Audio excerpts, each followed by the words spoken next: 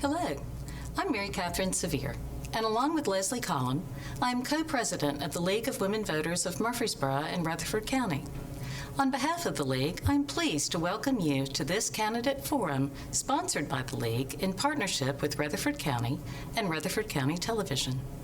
This forum can be viewed on AT&T UVerse Channel 99, Xfinity Channel 19, DTC Channel 194, and YouTube RCTV Live. We hope the broadcasting and streaming of the forum by the county on so many different platforms will reach the largest possible number of interested voters. The League seeks to conduct our forums in a nonpartisan manner. Key participants, especially the moderator, are never publicly aligned with any particular candidate or political party. The League believes that televised and streamed candidate forums provide an excellent opportunity for voters to become more familiar with the candidates and their positions. If you agree with us, please express your opinion about the value of televised and streamed candidate forums to the individuals seeking your vote. In the upcoming August 4th election, citizens of Rutherford County will be voting to elect, among other positions, a mayor, a sheriff, and county commissioners. Early voting starts July 15th and runs through July 30th. If you're interested in obtaining an absentee ballot for the August 4th election, please go to the Rutherford County Election Commission website to learn about that process. We thank you for your attention as you hear these candidates introduce themselves and answer questions about pertinent issues facing Rutherford County. We hope you will find this forum useful in deciding which candidates you choose to support. Your vote gives you a prime opportunity to influence how government is conducted in Rutherford County. Thank you for joining us, and remember, your vote counts. Good evening. My name is Ann Youngblood Mulhern, and I will serve as moderator for this candidate forum. This forum is co-sponsored by the League of Women Voters of Murfreesboro, Rutherford County, and Rutherford County. The League believes that these forums are an excellent way for voters to become more familiar with candidates and their positions. It is my pleasure to welcome to the program both our candidates here at the Rutherford County Commission Chamber and our viewers at home. This evening, we'll be hearing remarks from the candidates for Rutherford County Commission. Before introducing the candidates, I would like to outline the procedures for this forum. Each candidate will be asked to make an opening statement in a 2-minute period. When all candidates have completed the opening statement, then I will ask several additional questions. The candidates will respond to each of those questions with a 1-minute answer. The candidates will be allowed 2 minutes to answer the last question and to make any closing remarks. I want to thank all of the candidates for their gracious acceptance of our invitation to participate in this forum. Speaking first will be Matthew Burke. Mr. Burke, you may make your opening statement. You have 2 minutes. Thank you and good evening. As stated, my name is Matthew Burke, and I'm running for County Commissioner in District 8 on the Democratic ballot. I've been a resident of Rutherford County for just over 8 years now, having moved here in 2014 from the Clarksville area. I've been a Tennessee resident since 2007, where I was stationed at Fort Campbell in the United States military. My previous work experience includes attending the United States Military Academy at West Point and serving as an engineer officer in the United States Army with tours to both Iraq and Afghanistan. I'm currently employed as a field quality engineer for Nissan North America, and I'm very excited to contribute and help my community as much as I can. My policies are progressive, but they're fair. And I'm fiscally conservative, and I hope to save as many Rutherford County residents as much money as I can while improving the quality of life here in Rutherford County. Thank you. Thank you, Mr. Burke. Now we will hear from Mr. Pettis Reed. Thank you. First of all, I want to thank the League of Women Voters for the opportunity for this evening to have a chance for them to see these two candidates for County Commissioner. And I also want to thank my opponent over here for participating in this forum right here. I appreciate him being here for us to discuss some of these matters. I live in the Rockville area, and it's not a fact that I moved there. It's the fact that I was born there. I've been a part of that community out there since the very beginning. I was actually born in that community. My family's been there since 1802. I live on a farm that was surveyed back in 1792, even before the state of Tennessee was even recognized to begin with. So I'm very proud of where I am, what I'm doing. I am a graduate of Middle Tennessee State University. I have a degree in plant and soil science as well as business administration. I graduated from the Rockville High School out that way. I also met my wife here in Rutherford County, so we had been a part of this county until I lost her after a 36-year marriage to pancreatic cancer suddenly. But we have 2 children that live here in this county, as well as 5 grandchildren. So you can see I have a vested interest in Rutherford County and have a reason for being a county commissioner here for other things other than the fact of being a servant to the people of 16,000 out there in the Rockville and Eagleville area. I serve on 2 committees here as commissioner. I serve as vice chairman of steering. I serve as chairman of public safety, which I'm very proud of. I've been on that one for 8 years, and it's something that I see as very important for Rutherford County. Thank you. Now we will turn to our first question. This question will first be answered by Mr. Reed. What long-term solution do you propose for improving and managing the solid waste needs of Rutherford County? That seems to be on everyone's mind now here in Rutherford County, is the concern for our solid waste and what we need to do with it. I have to say that as far as the current commission right here, they spent a lot of time working on this as well. We've tried several different solutions. We've talked to several different companies that have come in here over the last 4 years. Everybody comes in here with an idea, but as far as a final solution to what we've got to do, that hasn't been presented. You know, I've often said that, you know, if there was that secret thing to do to take care of our solid waste, somebody would be doing it in the United States, but we haven't come across that just yet. But I'd have to say that there are things that are out here that we can do, and we have those, from anything from recycling to what we've got going right now as far as looking at some ways of redoing our own garbage with the landfill. All right, thank you. Mr. Burke, same question. Yeah, this is a very hot and highly debated topic here in Rutherford County. I'm glad to see that in the recent months we've reduced the amount of trash that's going to be going into the landfill from surrounding counties. I think one of the biggest reasons, or one of the biggest ways that you can reduce the waste, is to not take as much in. As my opponent alluded to, I think recycling is a great idea. My family recycles, and it reduced our own household trash by 70 to 80% per week. So I think if we can do that and take an active role in encouraging that across the county, that would really help take the pressure off the landfill and also help out our environment quite a bit. As Pettis alluded to, I think a lot of people do have a lot of ideas, and they need to be explored for sure. But we do need to come to some sort of final conclusion, some sort of final solution, because we're just running out of space up there in the northern part of the county. All right, thank you. Our second question will go to Mr. Burke. What do you see as the role of county government in meeting the needs of the increasingly diverse community that has resulted from the growth of Rutherford County? Yeah, so I think it's important for a government to make sure that everyone feels accepted and safe.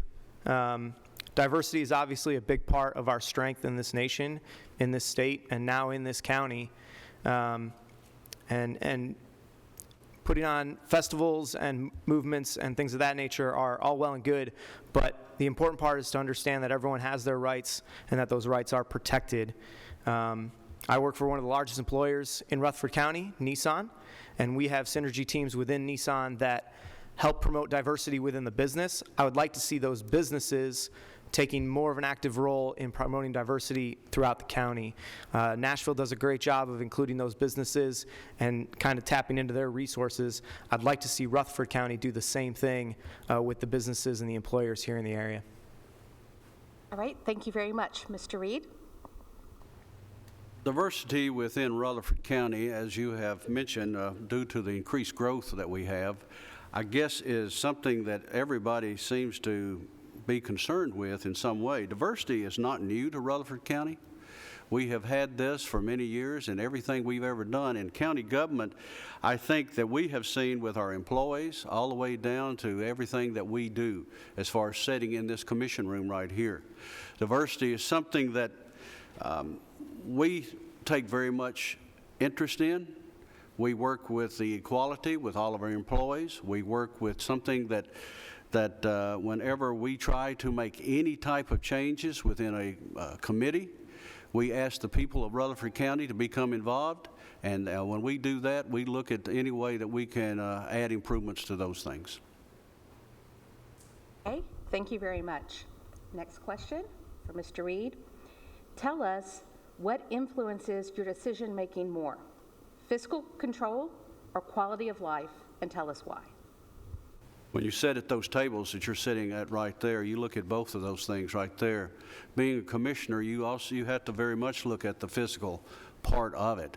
You got to know if you've got the money sitting here to pay for the things that are needed. Quality of life is also important too. As I mentioned before, I have 5 grandchildren. They are what's the future of this county right here. Their quality of life is very important, but we got to know we have the ability to pay for it. To come out here and just exactly say that, hey, one of these is where I've got to stay. We got to have a balance in everything we do. If we don't have that balance of being able to pay for it, you'll lose that quality of life. So I think we have to just do a balance in both of those situations. Thank you very much. Mr. Burke, same question. Yeah, I actually agree with my opponent on this one. It's not a binary question. Fiscal control is quality of life. And quality of life is not just the luxuries, but it's also the necessities. I'm very proud of what my opponent's done in public safety and increasing the education in our district. And I think finding that balance of not spending too much, but also spending the money in the right areas is going to increase everyone's quality of life. I was very happy to see not only the new ambulance station that's been set up in Rockville, but also the Rockville High School. And I hope to continue to find that balance, as my opponent mentioned, where we can spend our money in the right places and find new sources of revenue, such as all of these subdivisions that are going up, so that we don't continue to tax the residents, but possibly tax maybe the money makers in the county, so that everyone's quality of life can increase without putting a further burden on the constituents. Okay, thank you very much. Another question for Mr. Burke. Would you be willing to set aside party loyalty to accomplish one of your priorities? Yeah, absolutely. My loyalty is to the constituents first. The Democrat Party has been very supportive of me, but just because they have certain policies that I align with does not mean I align with all of their policies. And the same goes for the Republican Party. There's definitely plenty of things in the Republican Party that I support, and then some things that I don't necessarily agree with. But the most important thing is what your constituents need, especially in your particular district. As Pettis knows, our district is pretty diverse. It's rural, there's subdivisions. It's one of the faster growing districts in the county. So those needs are going to shift. And those needs are going to need to be addressed by somebody who's dynamic and somebody who's flexible and somebody who's not tied to a specific rhetoric, but rather open to what his constituents need and are asking for. Thank you. Mr. Reed? Absolutely. I have to agree with my opponent right there for sure. I think when you walk into this room right here, when we come in here, I don't think anybody walks in here as a Republican or as a Democrat. We walk in here as commissioners. We walk in here as servants of 21 different districts out here. And when the issues come before these floors right here, we don't get into fights to the point where we can't settle those differences and come up with a solution to problems. This is a totally different hall that you're sitting in right here. You have a group of individuals right here that work together to get the job done together.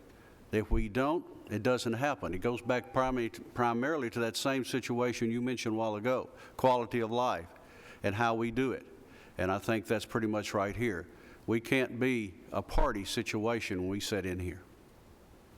All right, thank you very much. This will be the last question, and I would like to remind you that you have 2 minutes to answer the question and provide any closing remarks that you might have. And it goes to Mr. Reed. What do you feel is the #1 issue facing Rutherford County in the next 5 years, and how would you address that issue? I think if you would ask some people out here, they would immediately say it's the landfill, because that's the thing that's totally in the media. But you know, when I sit on the Planning Commission, and I sit here quite often looking at the different things that we see happening across this county right here, as we continually add more housing, as we add more growth to what we have here, that's continually talked about. I think one of the things we have to look at I think is the #1 problem we got is our infrastructure. And how we take care of everything that we do in this county falls back to that. I look at the fact that we can develop different lands and plots out here, but if we have no way to move the people, if we have no way to place our children within the schools that we're needing out here, we've got a problem. So I think over the next several years, we'll have to be looking for sure at our infrastructure and how we take care of those things to get those things done. And I think that's something we're going to have to be involved with. Infrastructure includes a lot more things than just roads and transportation. Infrastructure also includes the safety that we're talking about right here, and how we strengthen our sheriff's departments, how we provide the ability to get our ambulances where they need to go. A strong fire department, as we've just mentioned right here, we're building 6 different public health and safety buildings within this county in a circle around Murfreesboro to help the rural areas. Another infrastructure that is important to Rutherford County is providing broadband. Some people don't believe we have areas in this county that do not have strong broadband.